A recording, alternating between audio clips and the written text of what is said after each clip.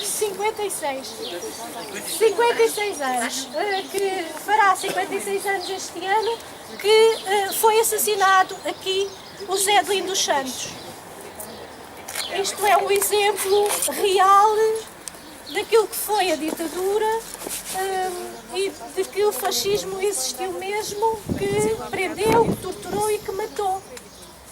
Matou aqui em Montemor, para além do José Adelino dos Santos, o Germano Vidigal antes, e muita gente foi preso, torturado, lutou para conseguirmos chegar até ao 25 de Abril.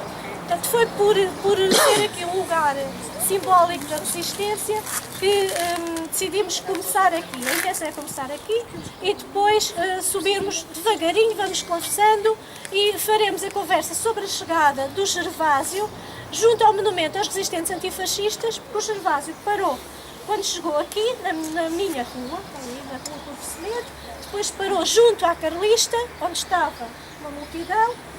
Esperemos que algumas também contem um bocadinho disso, porque está aqui muita gente que esteve cá nesse dia, e depois paramos lá, porque junto ao monumento podemos sentar, apoiar e conversar calmamente. O Gervásio diz que responde às perguntas todas que nós quisermos fazer sobre a saída da prisão, sobre o 25 de Abril, sobre o que entendemos. Portanto, depois iremos por aí acima e falamos desse dia 27 de Abril mais lá em cima. Aqui era mesmo para começar e para também relembrar um pouco dessa data anterior que foi o assassinato do José Adelino dos Santos. Que eu sabia, muita gente me tinha falado disso, mas só quando fizemos esta recolha para este livro é que soube muito das histórias que envolveram a morte dele, as questões do funeral, tudo isso. Portanto, há sempre mais alguma coisa para contar. Mas sobre o acontecimento em si, Gervásio, queres nos dizer alguma coisa também sobre o José Adelino dos Santos? Eu começava da distrito e acompanhava no Timor um outro funcionário chamado Zé Miguel, depois deu mal,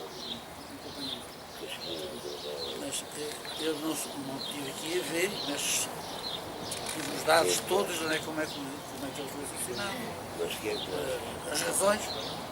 Portanto, o Germano e o Moisés morreram na luta, não estavam, perderam a vida, perderam a luta no combate da ditadura fascista.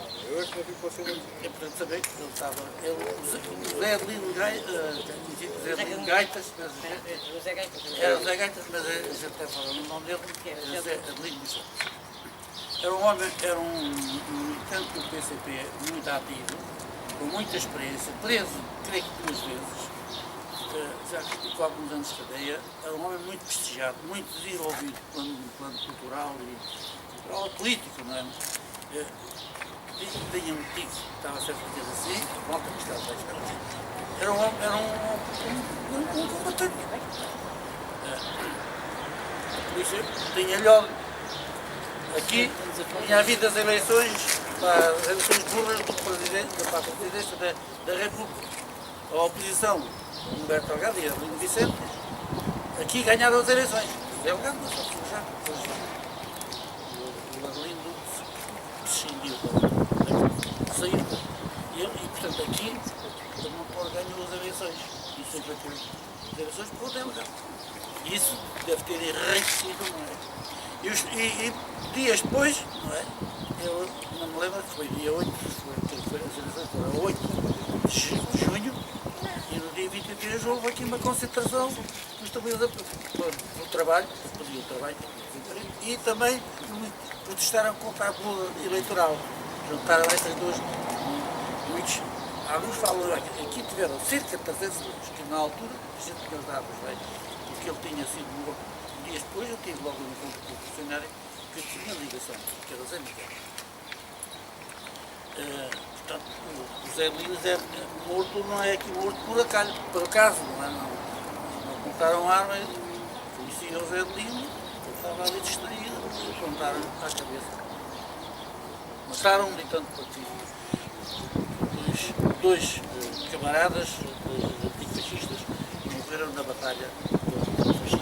Aqueles que dizem que o fascismo isto são as marcas, essa marca da ditadura terrorista. Esta assim, foi a cena, isto depois deu uma onda de ódio, de raiva, de indignação, provocou aqui no Conselho, no nosso Conselho. E não só no Conselho. É o que eu tenho assim a dizer, não é? Acho que se fosse bom prestar um minuto de silêncio, há uma hora de dizer, não é? Não são mortes cruéis, não é? A traição, não é? Não tentaram ele, estava escrito, Eu penso que podemos. Vou só ler. A Fortunata não está cá, está a Maria, isto estão pessoas que estiveram muito perto, em termos até familiares do Zé Delino, mas a Fortunata, filha dele, disse-nos, eu leio isto e depois fazemos, eu acho que a proposta de Gervásio justifica plenamente. A Fortunata disse, no dia, filha de José Delino dos Santos, para quem não... No triste dia 23 de junho de 58, fui à manifestação em frente à Câmara com o meu pai. Pouco antes, a GNR avisaram para se ir embora. Quando me contou, perguntei-lhe porquê é que não ia. E ele respondeu-me que se os principais responsáveis pela concentração se fossem embora, os outros podiam perder a coragem. Por isso, ficaria até ao fim para o que desse e viesse. Foi a última vez que falei com ele. O largo da Câmara estava cheio de gente, mas a guarda era quase tanta como os manifestantes. Vieram reforços de Évora. Quando começaram os tiros, os moradores das casas vizinhas abriram as portas para recolher as pessoas. Muita gente conta que vivia aqui e faz-nos relatos. Já hoje, por causa destas conversas todas, várias pessoas disseram eu morava ali, eles abriram as portas e a minha tia não. Na casa em que me refugiei, disseram-me pouco depois que o meu pai tinha sido atingido e estava morto ou gravemente ferido. Já não o cheguei a ver. Levaram o corpo para o hospital e em seguida para Lisboa. Houve vários feridos, mas estou convencida que o meu pai foi atingido de propósito. O meu marido, com quem na altura namorava, foi alvejado com uma bala num pé que lhe trespassou a borda. O cigano Morel, um lavrador com grande influência política, detestava o meu pai devido às suas ideias. Por isso, quando o funeral estava a chegar a Montemor, mandou abrir uma cova no cemitério do Escoral, com o pretexto de que o meu pai ter nascido lá perto, para evitar a multidão que o guardava na vida. Portanto, a questão da história do funeral foi uma situação que depois outras pessoas também aqui vieram a contar que houve uma tentativa de vê-lo. Eu sei porque contaram uma multidão à espera do funeral e eles tentaram.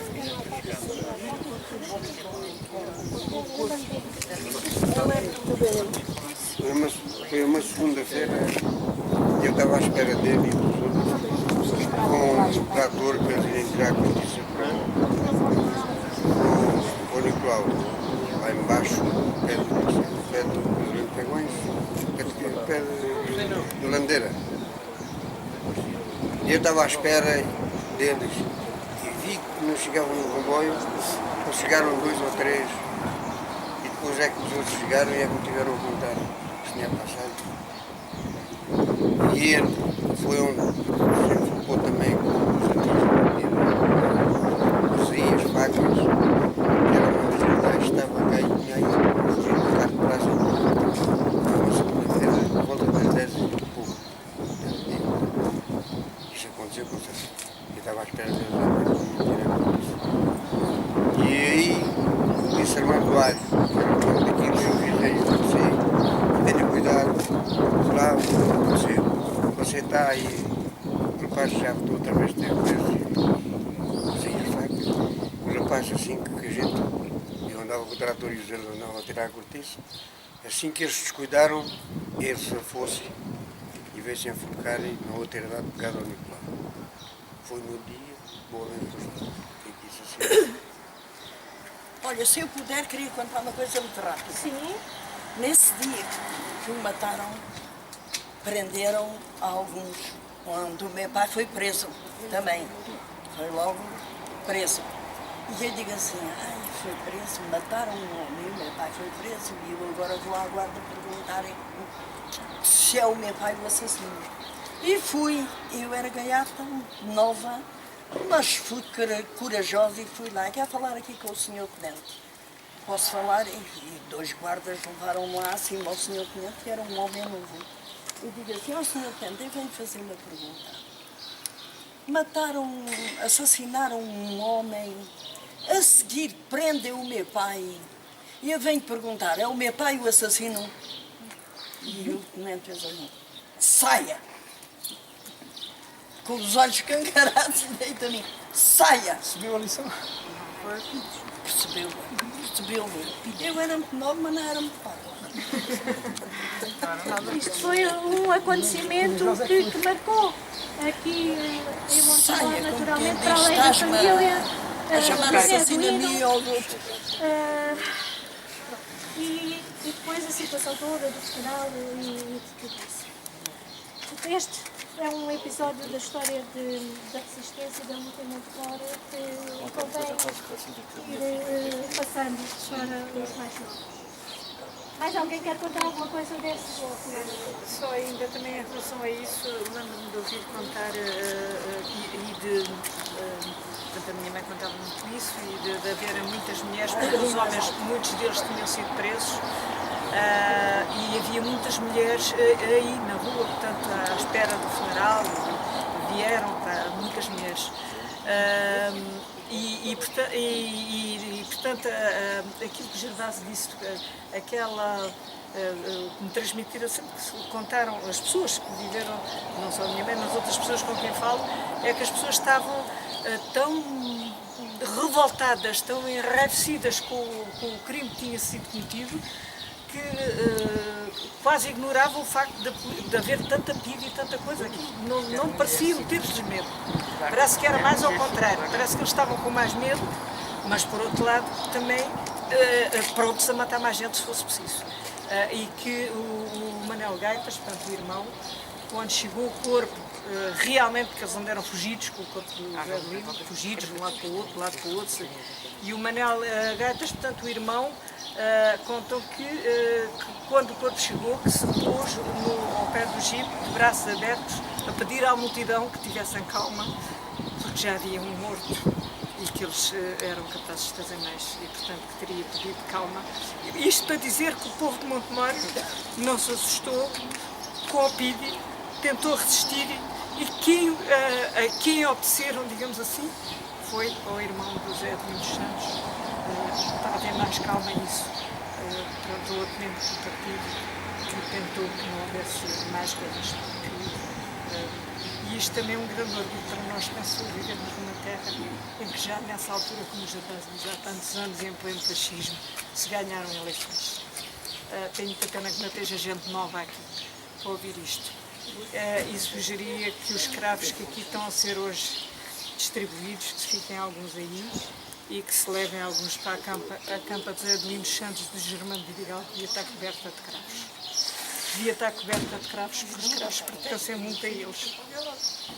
Pertencem-lhe a eles e àqueles que resistiram para chegarmos até aqui, não é? E agora precisamos que a gente todos, uns de uma maneira, outros de outra, fiquemos unidos, como diz a canção, unidos como os dedos da mão, porque precisamos disso para levar isto para a frente. Este caminho, precisamos muito disso, porque o que espera aí os jovens, se eles puderem, pode haver mais de Adelino Santos e Germanos Vidigal. Pode haver quem não acredite nisto, eu acredito. O caminho que a gente leva, pode haver. Podemos nos chegar lá se a gente todos ajudar, e se tivermos essa tal unidade e fizermos alguma coisa para que isso não aconteça. E vamos ao minuto de silêncio. Então, fazemos um minuto de silêncio e depois... sim, Estou a ouvir, Estás?